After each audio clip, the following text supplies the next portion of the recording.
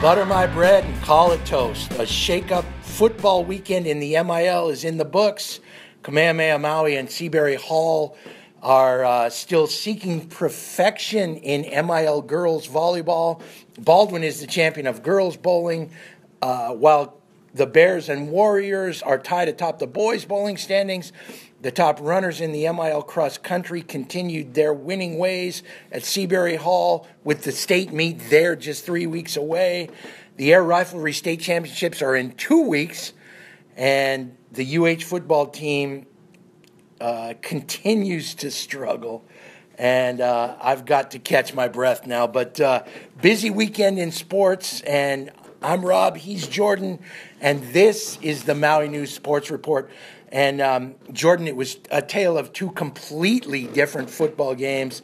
On Friday night, Baldwin beats Kamehameha 42-19, 61 points, 44 first downs, more than 700 yards of offense. And then Saturday night at Lahaina Luna, the Lunas deal Maui High their first loss of the season. Maui High gives up its first defensive touchdown since August 20th. Since the opener against King Kekalike, there were only 16 first downs in that game, and there was less than 300 yards of offense. But Jordan, as we talk about all that, there's a big game, a huge game this week. Yeah, October 17th, that's the date that's been kind of circled on the calendars since the second round began, really after Maui High defeated Baldwin in the first round. It's Sabers and Bears in the big game, as we like to call it, that crosstown rivalry, which has been just reignited over the last 3 years or so. The Sabers have a 3-game winning streak against their rival Bears after Baldwin had just owned that rivalry for the better part of a decade plus.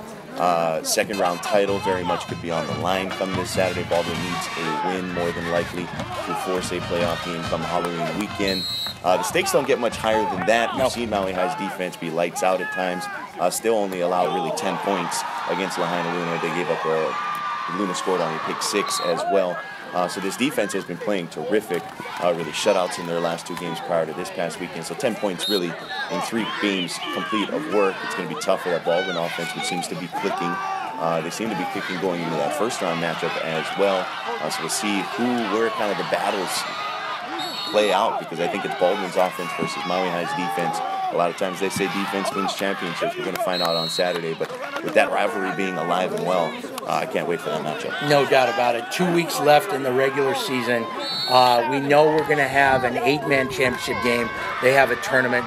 More than likely, although there's a weird tie scenario where Kamehameha could emerge as the MILD2 champion, and I know that puts a little smile on your face, Jordan. But most likely we're going to have a D2 championship game for sure.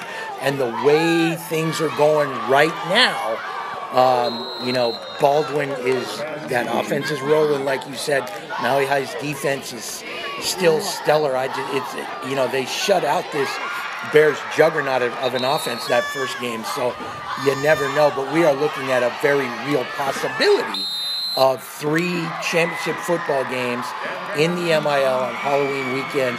That's yet to be sorted out schedule-wise, but man, so much fun it would be for sure. We're going to have a couple, I think, no doubt about it. If Maui High finds a way to beat Baldwin this week, then the Sabres might be able to clinch that Division I title without a championship game. But man, oh man, exciting times. And that's a busy week, Jordan. The Air Riflery Championships are October 27th. State championships, that is. That's a Tuesday. The cross-country state championships are at Seabury Hall on that Saturday, the 31st, Halloween Day. And then 3 championship football games. And then that Sunday, November 1st, the Xterra World Championship Off-Road Triathlon, which is also kind of on my plate, and everybody getting excited about that too. And Jordan, the volleyball tournaments are just a week away. Kamehameha, as of this filming, Kamehameha and Seabury are both undefeated, although both have big final regular season matches this week. Kamehameha with King Kekalike and Seabury with Hana. Yeah, big-time matchups coming up this weekend. Both of them almost clinching basically the MIL regular season titles. This will be really kind of a nice preview going into the tournaments, into the league tournaments, and regardless of kind of what the record shaped out at that point, the tournaments are obviously going to determine some state berths, whether we're going to have some playoff games at the conclusion of those. So this weekend serving as a really nice preview and kind of a warm-up for all 4 of those squads as they head into the league postseason tournament. Seabury and Kamehameha Maui are both in several state top 10 polls, and I'll tell you what, Hana and King Kekalike would be very solid state representatives as well. There's no doubt about it as we go into those volleyball tournaments. And we've talked about it here, Jordan, and I know you cover a lot of statewide volleyball. The MIL in volleyball has really risen in recent years with the likes of Kamehameha, King Kekalike, and certainly Seabury Hall has just lifted the MIL's profile up in a very tough volleyball state. MIL cross country, Ava Shipman, oh, by the way, she decided with Coach Bobby Grossman, they said, oh, you're going to start 30 seconds late. She still wins the cross country meet girls title by 37 seconds. Yes, she's been impressive. Haley Grossman-like to say, maybe to venture out there, just basically trying to gear up for the state meet. Was very impressive in a meet at Seabury Hall just a couple of weeks ago on that very state course. And that's the goal. The goal is to win a state championship, and we know all the team success they have had in the Division II level. Ava Shipman trying to continue that individual excellence that we've come to really, really expect from Seabury Hall's girls running programs, whether it be cross country or track and field in the spring. Eden McKinnon, kind of a revelation at King Kekalike on the boys' side, but he's been equally as impressive. No doubt. He's undefeated, I believe, and he may have been beaten once, but he's kind of burst onto the scene. There's no doubt about it. Really, really talented young man who, as a musician, he does a lot of stuff. He doesn't even practice cross country every day during the week. He's got other commitments, but that's pretty cool stuff. And we'll be talking more about that as the state cross country race comes to Maui, and some real storylines there as we'll kind of follow as we go. MIL bowling, we don't give these guys enough love. The Baldwin girls are the champions. They'll be going to the state tournament along with some individual girls, of course. And in the boys, man, we got a real race. They're tied with 1 week to go. Yeah, Baldwin and Kamehameha Maui, who basically started their bowling program, I think, a year or two ago. They haven't had a bowling program up until maybe 3 years at the most.